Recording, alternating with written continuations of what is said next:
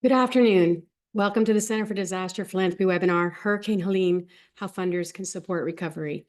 My name is Patty McElreevy. I'm the president and CEO of the Center for Disaster Philanthropy. My pronouns are she, her, hers. I've been more than 30 years of experience in international humanitarian policy and practice, bringing a unique blend of operational and strategic expertise to disaster philanthropy. Throughout my career, I have focused on improving the aid sector's effectiveness and impact, including philanthropy as a donor. I recently moved to St. Petersburg, Florida, and while I was lucky to not have a significant impact from Helene, my new community was not as lucky, and my thoughts are with those who have a long recovery ahead of them.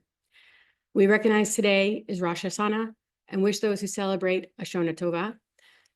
Given the immediate needs, we wanted to get this information and resources out, but we'll be sharing the recording for all interested and not able to participate today.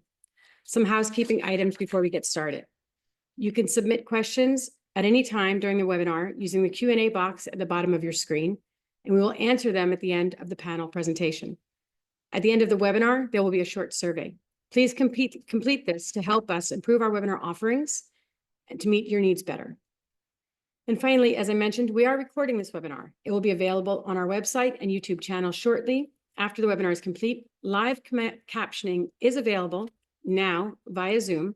Click on closed caption, live transcript to access it, and these are available in multiple languages.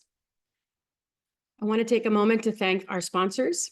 The webinar is sponsored by the Appalachian Funders Network, the Council on Foundations, the Florida Philanthropic Network, Funders Together to End Homelessness, Giving Compass, National Voluntary Organizations Active in Disaster, North Carolina Grantmakers, Philanthropy Southeast, the Funders Network, and United Philanthropy Forum. Thank you to all our sponsors. We couldn't have done this without their support and that of many other organizations that promoted the webinar. And I think the very fact that there are so many on there demonstrates how large an impact Hurricane Helene has had across the United States. As we begin the webinar, CDP acknowledges it works on the stolen land of many original peoples. We recognize the indigenous peoples have been displaced and disenfranchised from their land by the socioeconomic and cultural impacts of colonialism and disasters. The erasure of indigenous knowledge about how to care for these lands has caused environmental destruction and degradation. CDP is committed to dismantling the ongoing legacies, systems, and structures of settler colonialism and white supremacy and their connections to philanthropy today and in the future. Despite centuries of theft, violence, and murder, this is still and always will be Indigenous land. Please join us in acknowledging the original peoples and their elders and past, present, and future generations. At the end of this webinar, donors will understand the most urgent and ongoing needs for the affected communities. They will learn how chronic and repetitive disasters create additional needs, and they will be aware of ways they can invest funds to support community needs. Now let's look at the results of our survey. As we can see, quite a number of you are actively responding as an organization to Hurricane Helene and what's happening. And we thank you, 46%.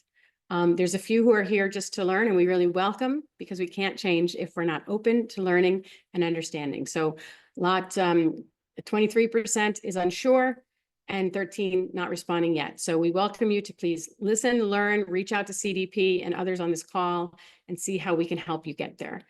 To what extent will your organization support long-term recovery? 35% has said that they will support long-term recovery. Others have said they're not sure, or they're still gathering information. Just going to make again a plug for recovery. As we know, and as we're going to learn more here, the aspects of this disaster are so layer upon layer for different communities, but also so impactful to people who were not in any way prepared for the level of crisis that we had. And I walked around this past weekend around St. Pete, and I saw the just incredible vastness of disaster and devastation, and talking to some of the community, hearing from them that this has never happened before. They've never seen it like this before. And I just think we need to reckon with the fact that these changes are coming, and they're going to be coming faster and more furiously. And we need to look at how do we not only help people rebuild, but help them build back better, stronger. Additionally, one thing I just want to highlight as we get into this conversation is it's both a blessing and a curse for Hurricane Helene, that Hurricane Helene was not a direct hit on an urban area. I think in many ways, we're very fearful of the fact that the crisis is, of course, incredibly impactful to the rural communities, but we have seen evidence again and again that rural communities are often left behind and fall out of the media attention very quickly. And that's a big concern to us. And that's why I'm saying a blessing in that maybe the impact wasn't as big in terms of billions of dollars and numbers of people, but a curse, because it means that there are tens of thousands, hundreds of thousands, millions of people who may not get the attention they require because it falls out of our attention. So now it's my honor to introduce our special guest. I'm looking forward to the information they're going to share with us today. Jose Garcia is the Chief Executive Officer of Rebuilding Together Tampa Bay and a grantee partner of CDP's. Before that, Jose was the Deputy Director of Housing and Education Alliance in Tampa. He has been working in the not-for-profit field for over 25 years with extensive experience in housing, business, and economic development activities, fundraising, public relations, and communications. Deborah Jacobs is the president and CEO of the Patterson Foundation since 2009. She brings a rich tapestry of experiences from various leadership positions across banking, education, and philanthropy.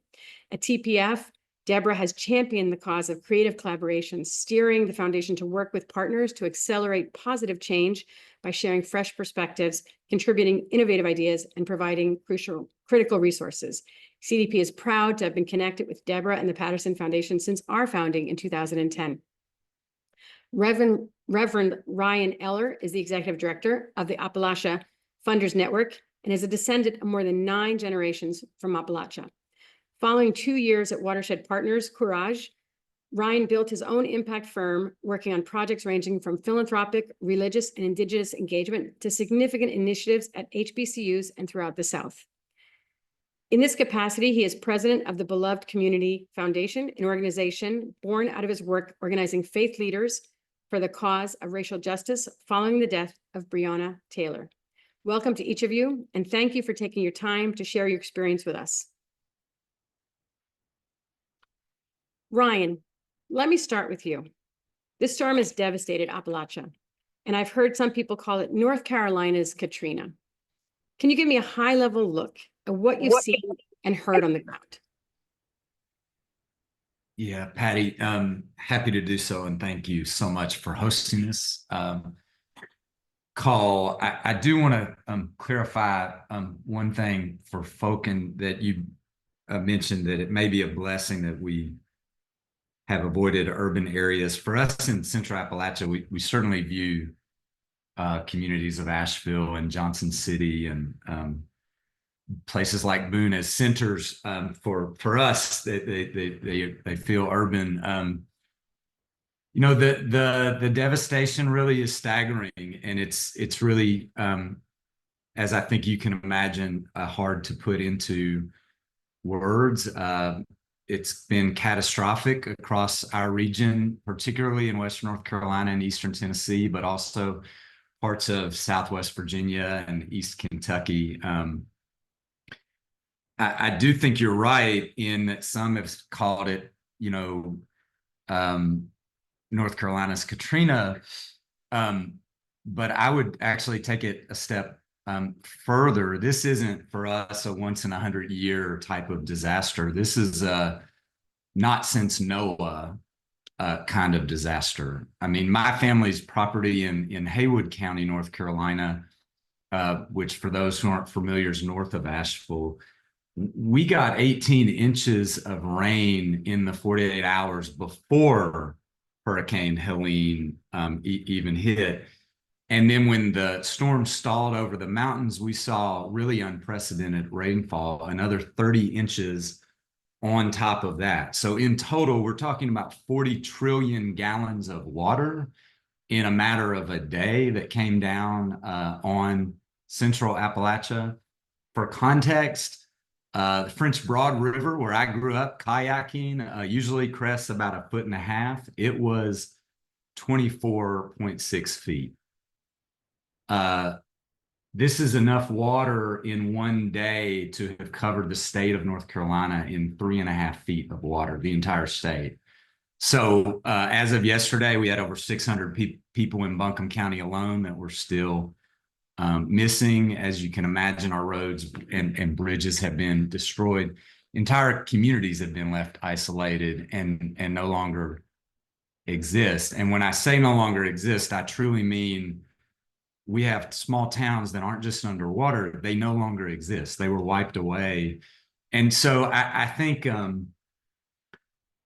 we're in the midst of a really desperate situation in our communities. And so we truly appreciate the call and the concern and the prayers that everyone is bringing. But what we are facing on the ground is still very much an evolving situation, and it's going to take a truly monumental effort to recover. Thank you. And thank you for making the time to be with us today to share the story that you have for your community. It's really, I think, critically important that we be hearing this and bringing it forward. And so just, I really appreciate all that you have been doing and recognizing, and just that even just, I was thinking as you were saying the numbers, you know, getting up to 48 inches. I'm 5'2". So I was just thinking, oh my gosh, standing next to me, just the rain, not as you were saying, the collection of rain, but just the rain that fell, and for getting people a bit of a visual, how incredibly high that would be for every individual, just in one spot. And then imagine the cumulative and the mountains. And it's really, really hard to even imagine what you're going through there. And I hope everyone walks away thinking, keeping that in their mind as they think about how they can help. Deborah, let me move to you. 5 hurricanes have hit Florida since 2022, including 3 that made landfall in this Big Bend area in the last 13 months. As a funder, how do you prioritize how you support communities? And what should funders be thinking about? What's your free advice for them? So I do want to talk about, I want to affirm to everyone that you never get used to it. All right. It's not like, oh, here's another hurricane. We know exactly what to do, because quite frankly, each weather trauma is unique and you can't predict it. Even if you did everything you prepared for previously, it's going to be different this time.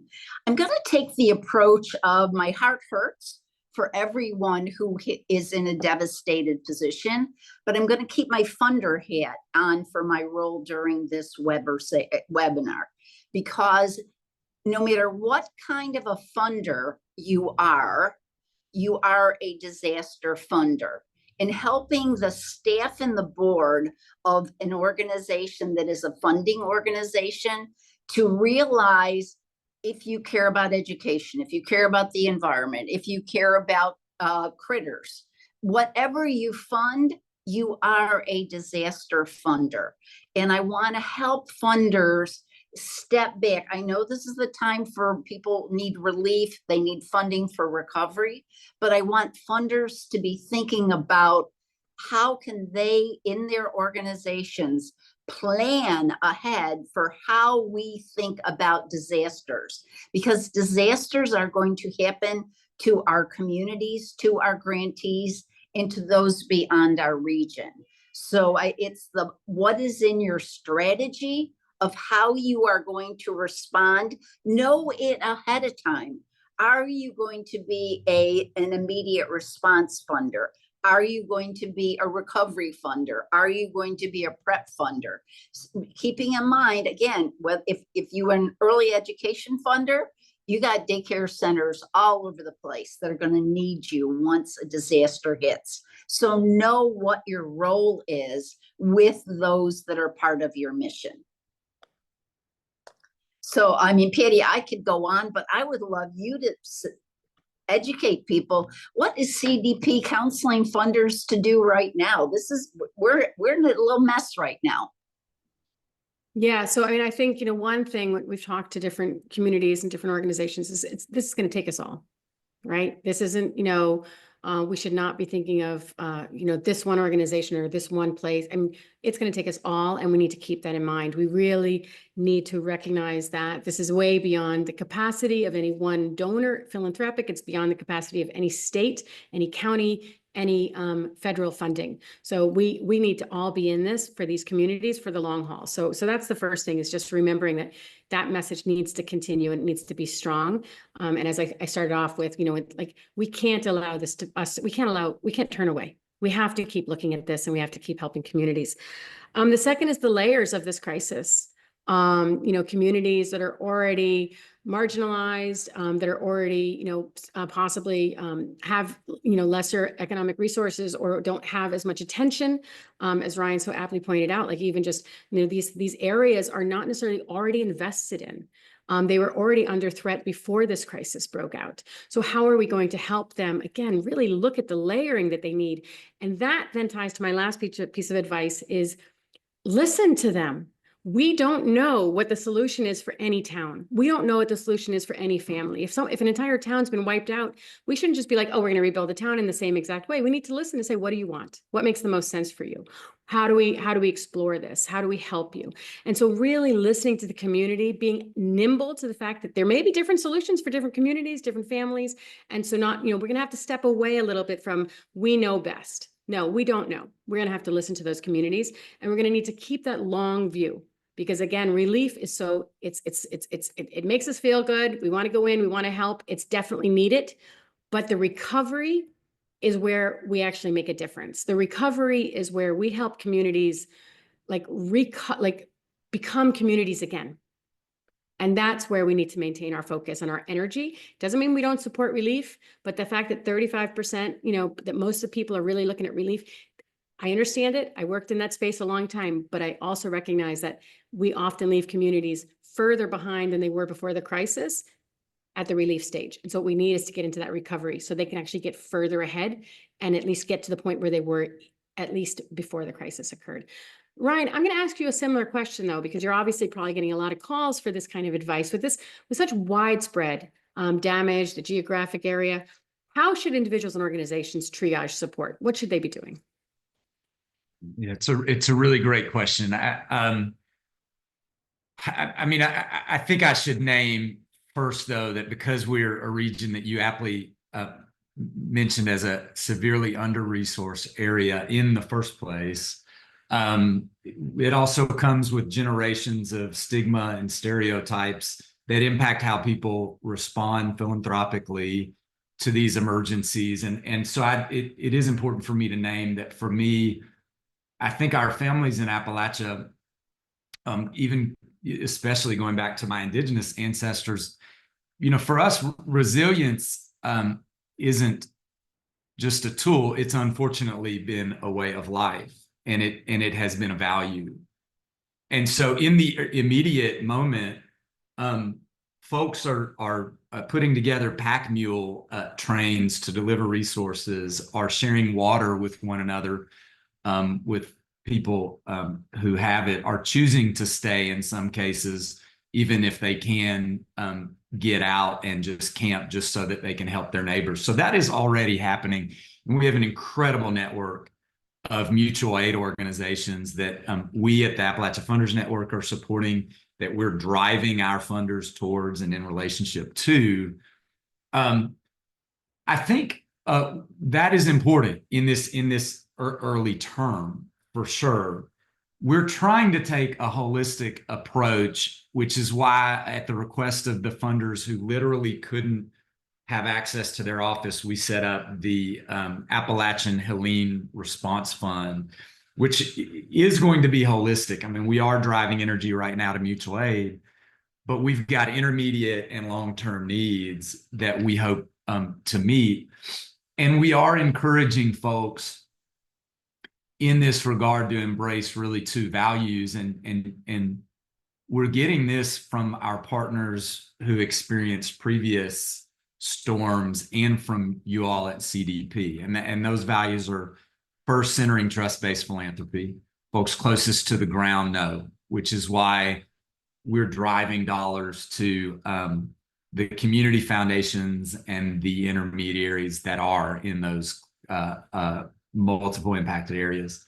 And then second, trauma-informed philanthropy, realizing that, my team, I was the only one who still had power as of, yesterday consistently. We've got funders who are still very much displaced themselves, as well as local journalists who are at one, time informing the community about when a dam is about to break, and the other repairing their own roof, And so I really think I would lean towards those two principles first and foremost of trust-based and trauma-informed philanthropy.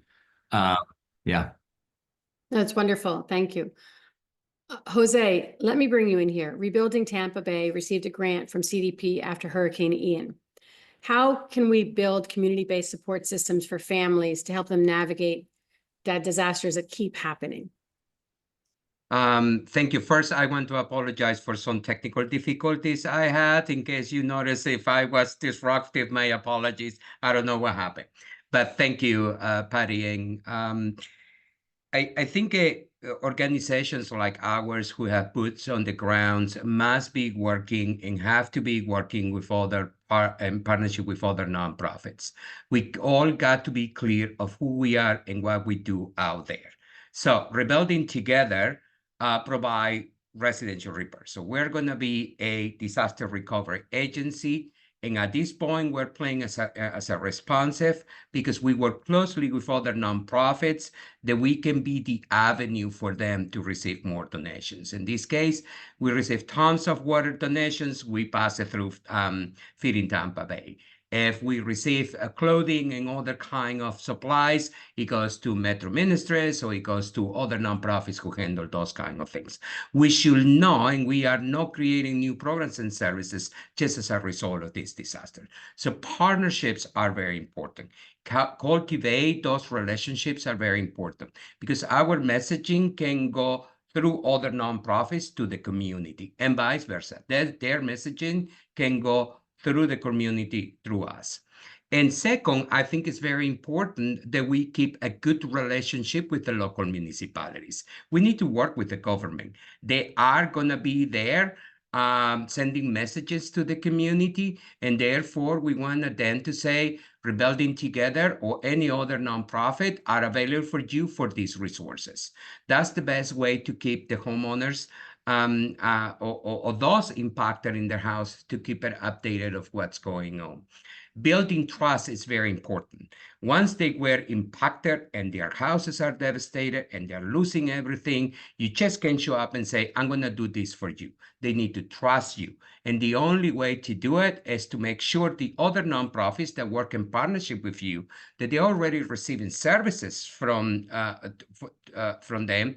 They say, here is Rebuilding Together. They're going to tarp your roof and make sure your house is secure. This is the best way to do it. And to make sure that we are in constant communication with everyone. So in that way, they know also what our limitations are. We just can go out and say, we're going to do all these responses when we don't have any of the financial capacity, or we don't have any of the staff capacity, or we don't have any of the contractors. So that's a great segue to because I want to follow up with you about, it's a big crisis, but hurricane season is 2 months ago, right? For those of us in the Tampa Bay area, Dennis Phillips is already warning us about a few others that are coming our way.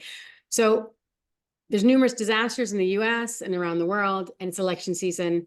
How do we continue to bring awareness and share the story of the ongoing recovery efforts nationwide in light of what's happening? How do we keep the attention on the places where there needs to be attention kept, such as, those that are impacted right now by Hurricane Helene, while also there may be new news cycles coming in and pressing up against this and new demands? What do we do, Jose?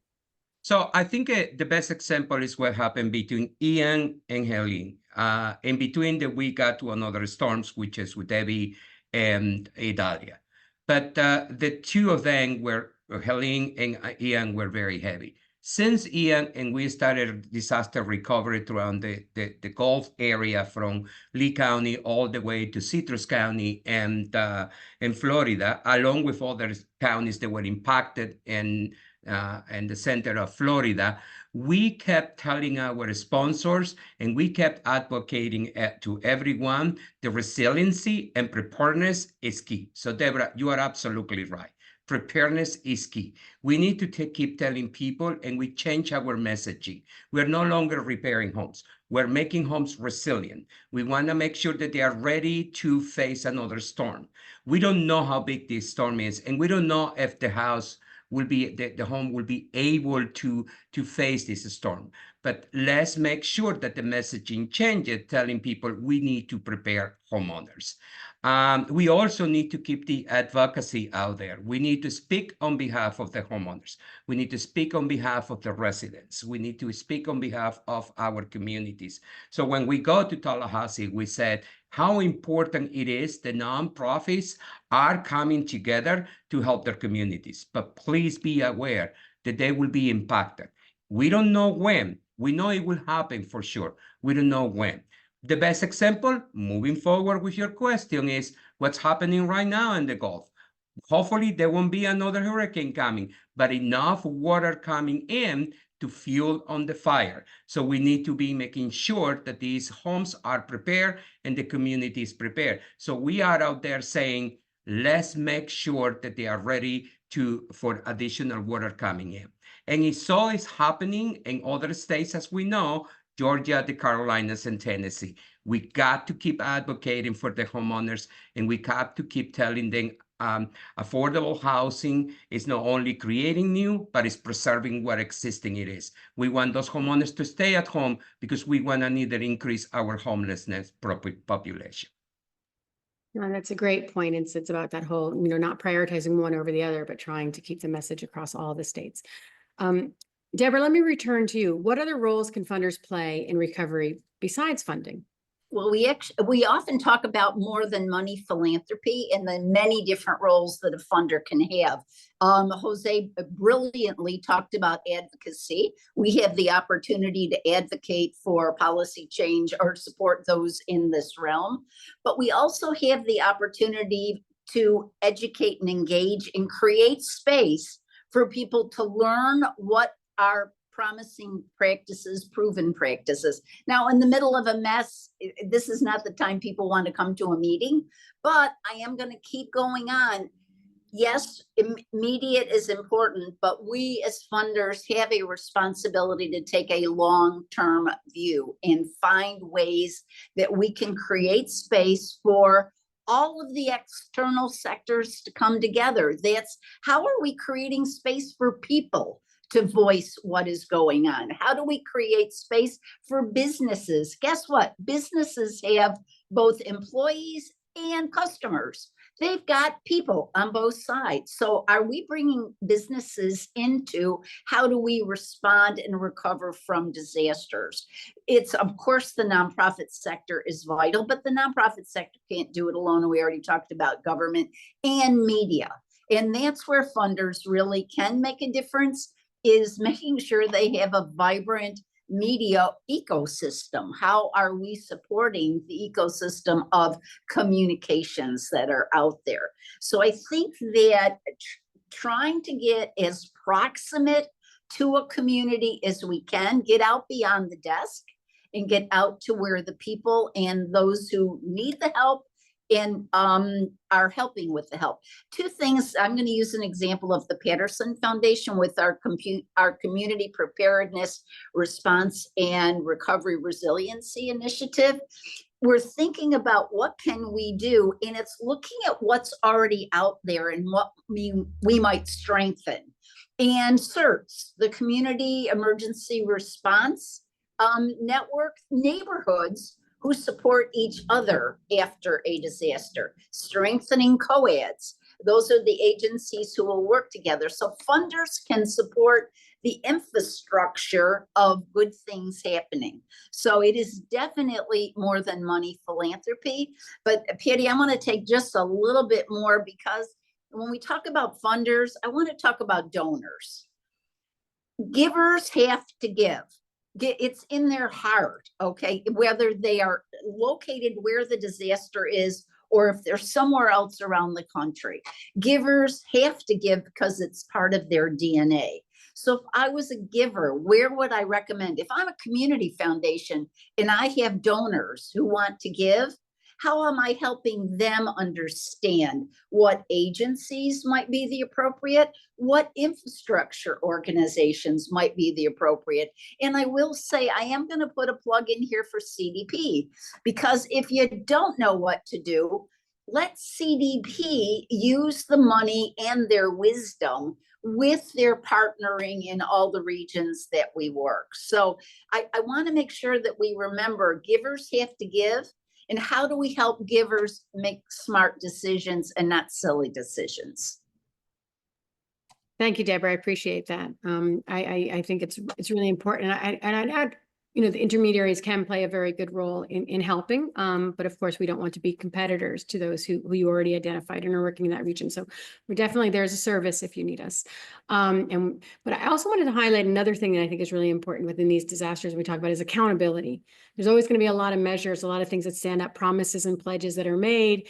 And another place I think philanthropy can kind of help is holding accountable those who've made those big pledges, those big decisions. If a state stands up a disaster fund, how much of that money actually went out into those communities? Those are things that I just want to put a plug in, because I don't think we do that enough in terms of holding ourselves accountable. There's a trust-based philanthropy and trust-based approaches. Often with the flip side of that is, well, we're not allowed to ask questions of those who are giving. Well, we actually are. Like, we should be saying, how are you giving? Are you giving to those most in need? And that's where, Ryan, I'm going to kick it back to you, because there's several questions here about getting funding to frontline, marginalized groups, people living in poverty, people with disabilities, migrants, immigrants, racialized communities.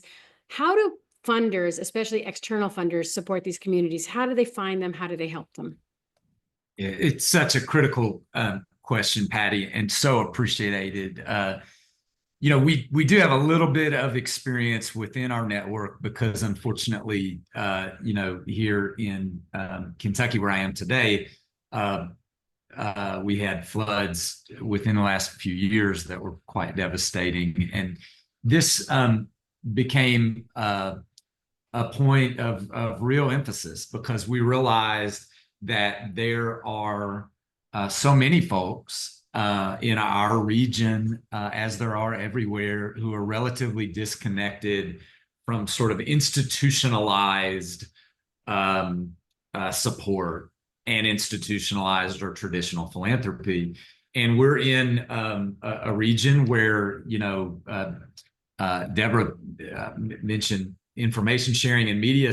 We have 78% of our counties in Central Appalachia that have no, that are in media deserts, 13 counties that have no media whatsoever, period. Let alone media that can especially speak to people who might have English as a second language, or who might be disconnected in other ways. And so I'll tell you, our approach so far, particularly in areas where we don't even have community foundations, is to go directly to the nonprofits and the grantees that we trust and that we've partnered with, that we know are able to serve these communities in the immediate. And those are often mutual aid opportunities, folks that can give people cash. And that's not always comfortable for all of our funders within the network to not have official, grant application programs and protocols that are going forward. The other thing that we're trying to stand up, and this is a lesson that our friends at the Foundation for Appalachian Kentucky and others have shared, is that we'll, of course, with CDP's guidance, quickly stand up, hubs that support people who are applying for federal aid and other types of access. And then we'll try to do, of course, some gap analysis to figure out which communities, geographically, demographically, that we might be missing with some of the other philanthropic and even government aid. But, we're committed in our values to racial equity and justice. We're also really learning right now. And so if you're willing, Patty, I'd kind of love to flip this question back on you and ask, because I know that it is central to your value to focus on equity and reaching marginalized communities. What would you advise in this moment that we do to make that a reality?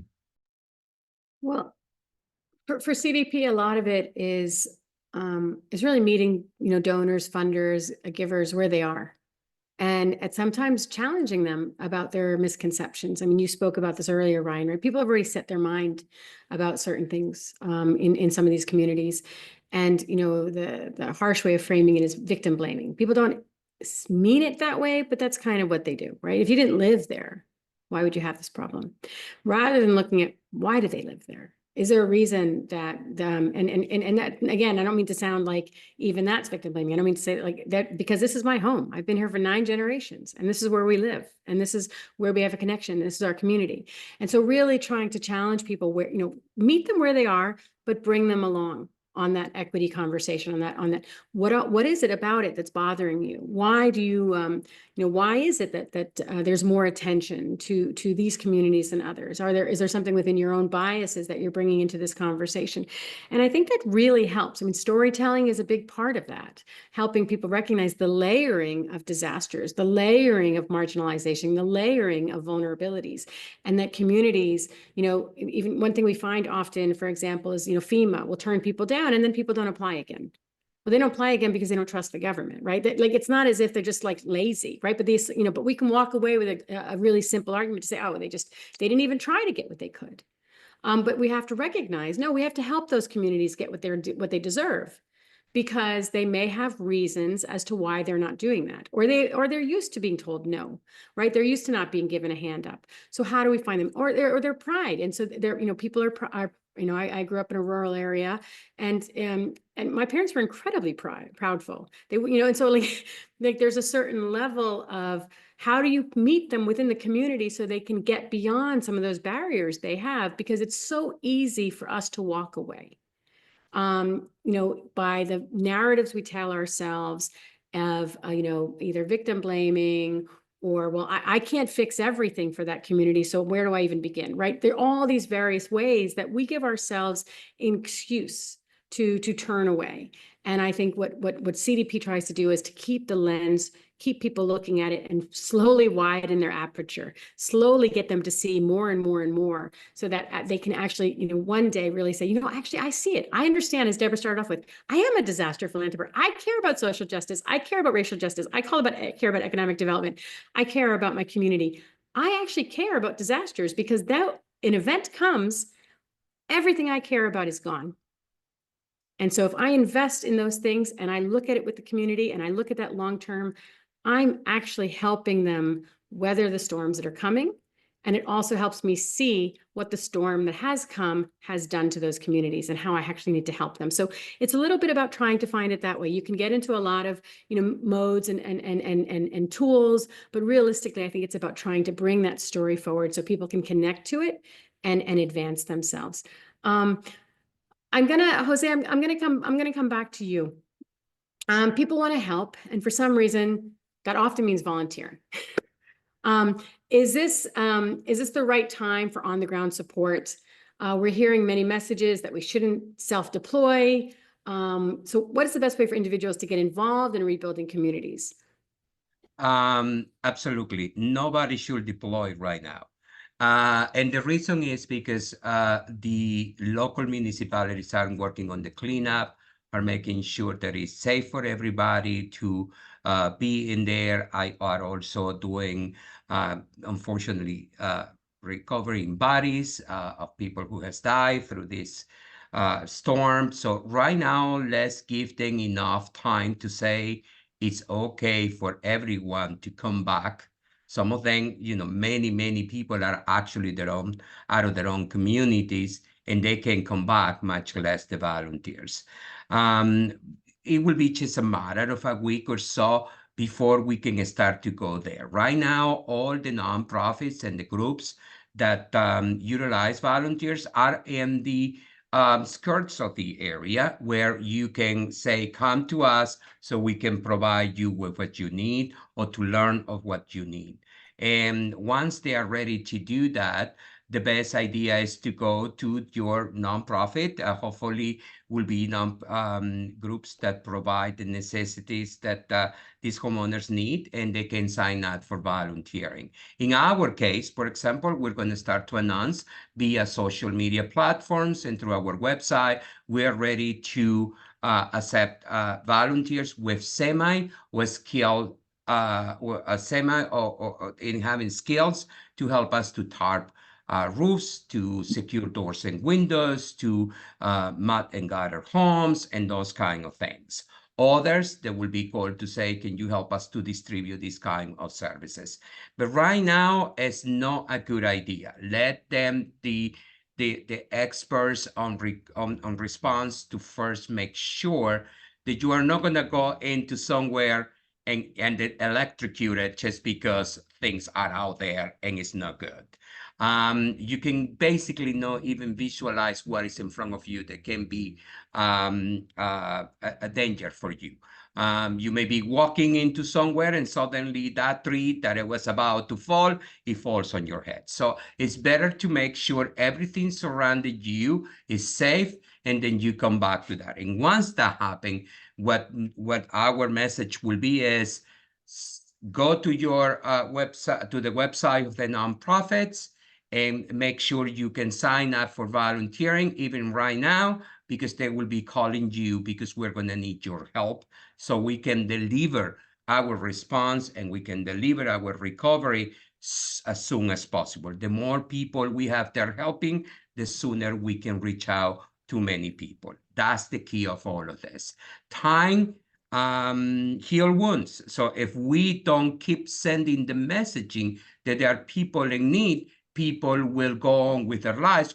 It is supposed to be, but we don't want to 2, 3, 4, 5 weeks from today not remember that there are people still living out of their houses because there was not enough volunteers or groups responding to all of this.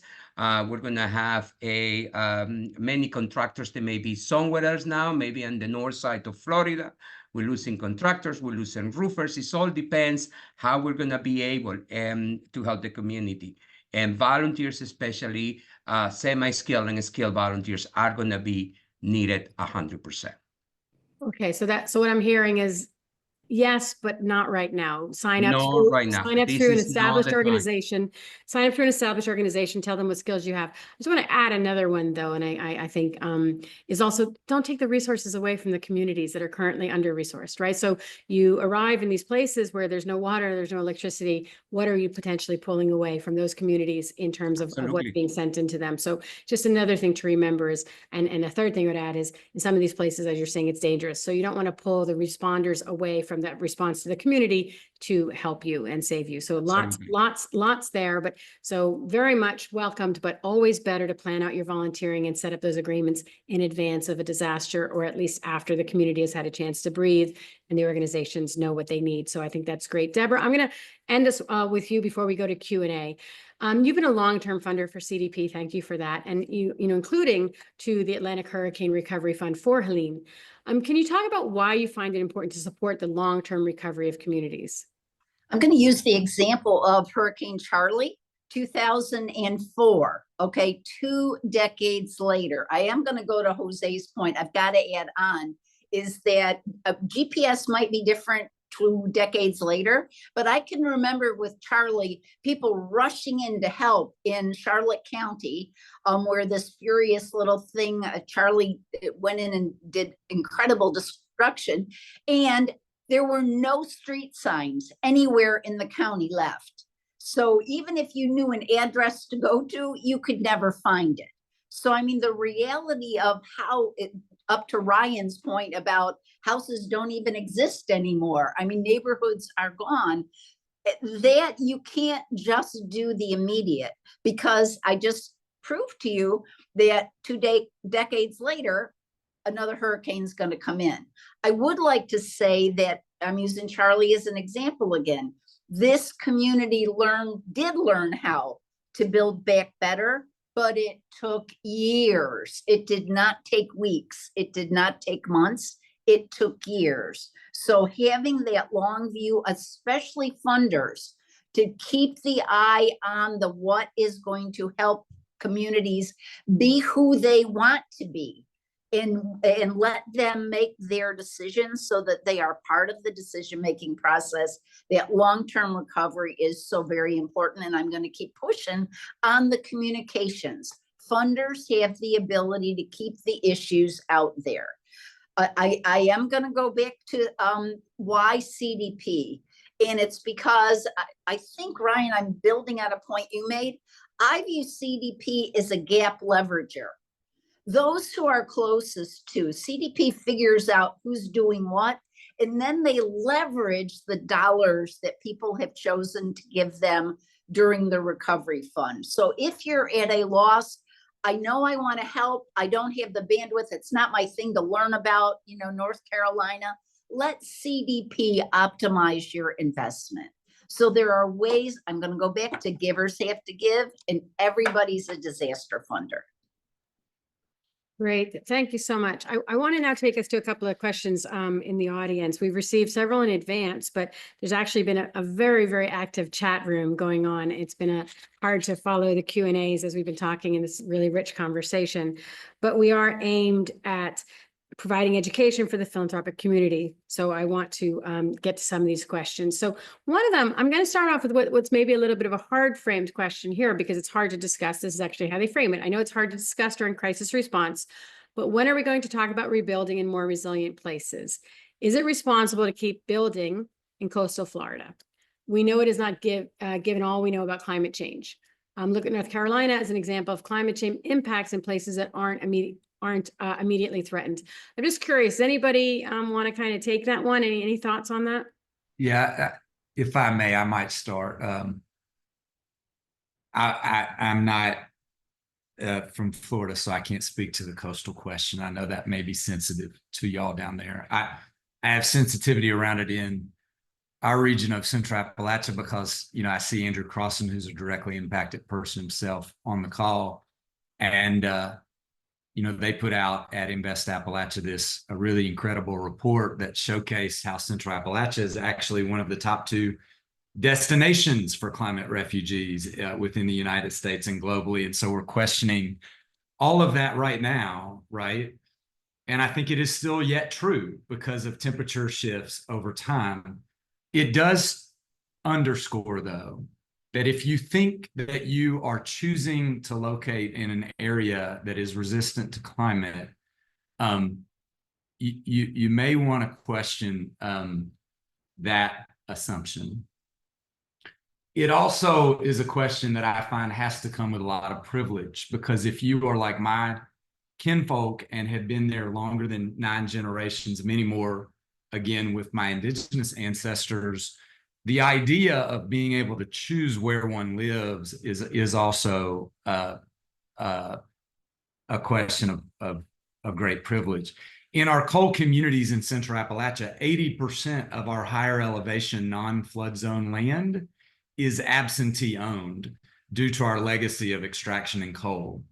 If we even want access to some of that land that is available for housing, much of it isn't because of the destruction of the industry, we can't even oftentimes find who owns the land because it's owned by conglomerates in foreign countries that are sitting on it, hoping that they can access more minerals. And so I just think frankly, a better question might be what Jose was getting at regarding how we make our communities resilient. What kind of materials do we now need to start using as we do rebuild? How do we help families navigate those situations? And there will be tough conversations in some hills and hollers that, maybe not be as livable as they once were. But I think we've got to meet people where they are first. That's brilliant. Deborah, go ahead. Yeah, I just want to take, so DeSoto County, which is an inland county, all right? And so it's not like on a barrier island that sees the Gulf and the bay at the same time from your house. People actually move to DeSoto County because they think it's going to be safe from weather, all right? It's inland, and they got devastated, not only in Charlie, but in our series of ice storms, Idalia, Irma, Ian, but they were inland. So my point is, yes, that's a good conversation to talk about. Should you rebuild in those vulnerable communities? I think every community now has to be ready. And it's thinking about what are the county people and leaders thinking about, are we prepared? Because something's going to happen. Absolutely. if you allow me to say, it can be anywhere, anytime, and we are facing it. Hurricanes and storms is not only the ones who create disasters. You have fires, you have earthquakes, you have other things that are happening right now in the country that don't necessarily have to do with a hurricane. So ideal is that if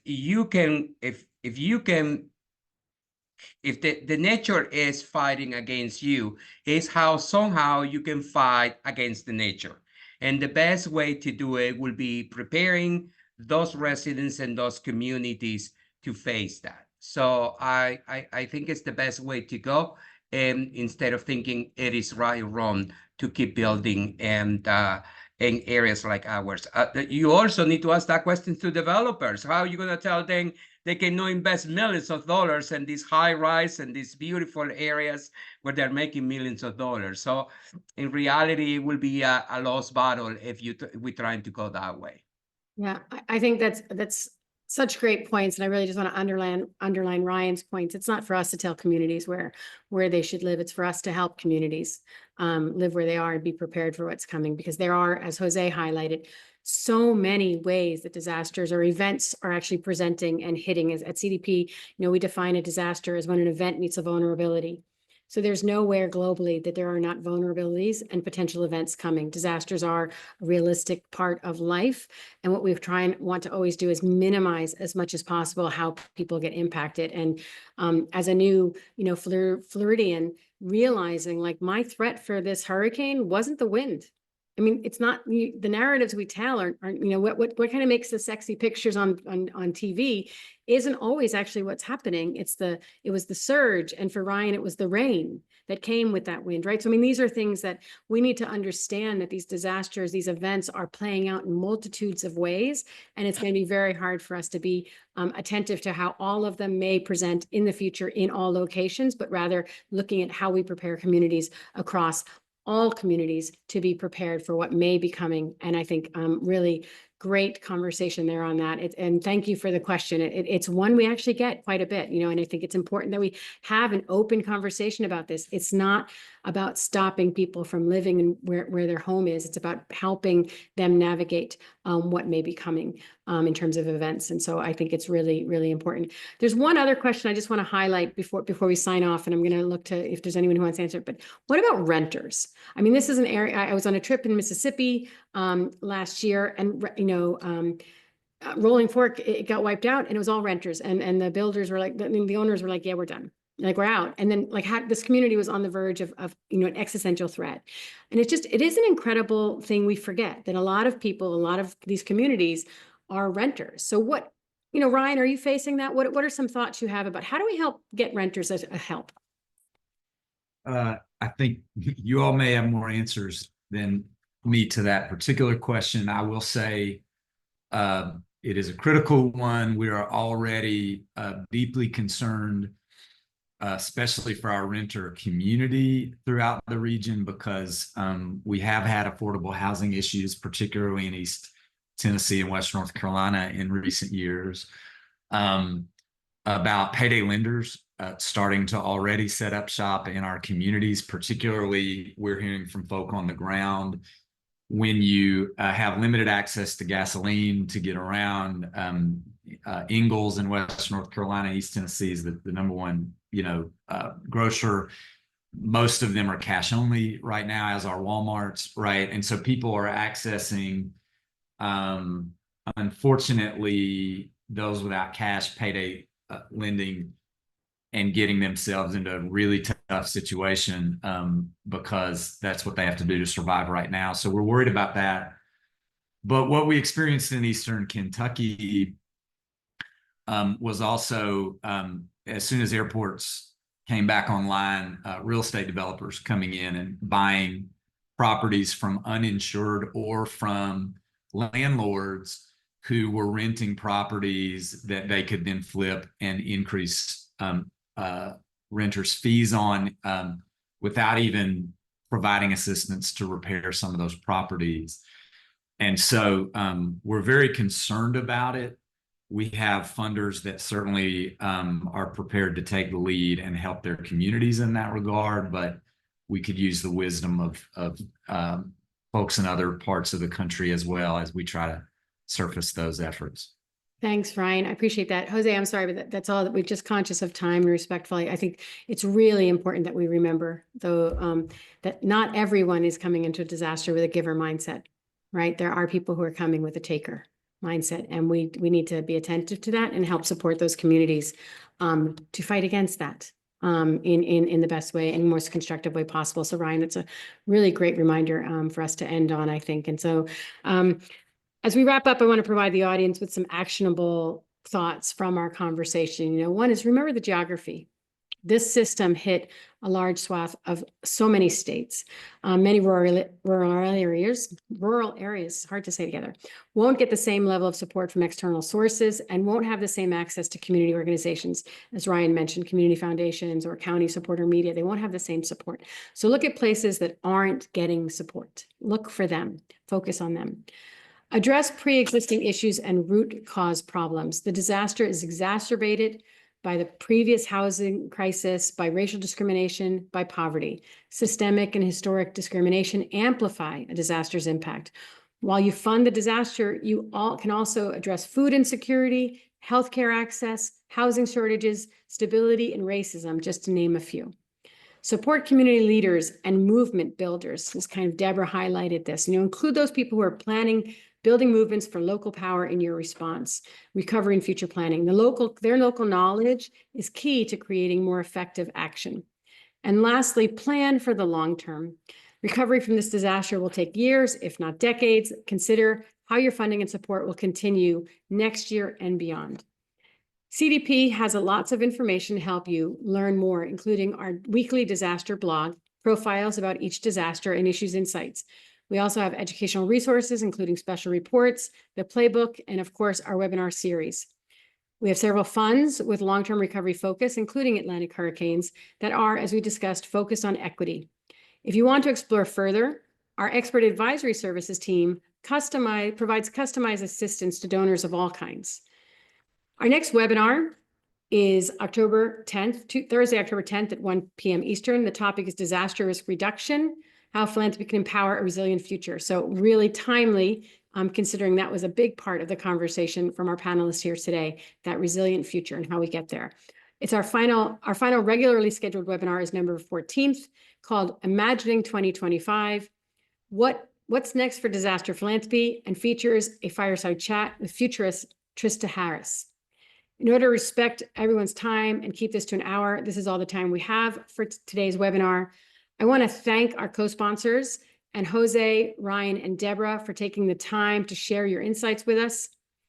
Please take a moment to complete our post-webinar survey to let us know what you liked and what you would like to see in future webinars. It will pop up automatically when you exit the webinar. If you have questions or thoughts that were not addressed during today's webinar, you may email them to Tanya at tanya.gulliver-garcia@disasterphilanthropy.org. And I know there were a lot of questions in the Q&A, so feel free to send them to Tanya, and we'll get back to you. And thank you, and have a great afternoon. Appreciate Deborah, Ryan, and Jose. Thank you very much for your wisdom today. And Ryan, stay safe up there.